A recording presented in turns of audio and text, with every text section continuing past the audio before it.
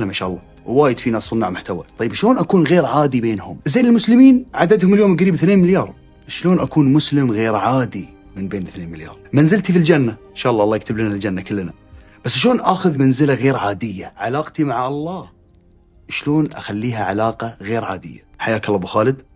واليوم موضوعنا لازم يكون موضوع غير عادي، والموسم غير عادي. بسم الله، الحمد لله، والصلاة والسلام على رسول الله.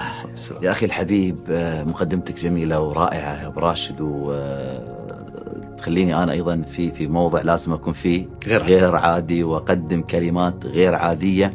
إحنا اليوم لما نتكلم عن الفرد الغير عادي، وطبعا هو لغويا غير العادي، الغير ما يصير غير العادي، حلو، بس إحنا دارجة الآن نقولها. نتكلم عن الفرد الغير عادي، والأسرة الغير عادية، والمجتمع الغير عادي، والدولة الغير عادية، والأمة الغير عادية، الأمة المتميزة التي ميزها الله عز وجل فقال: كنتم خير أمة أخرجت للناس تأمرون بالمعروف وتنهون. فإحنا في أصلنا إحنا متميزين، إحنا من أمة متميزة.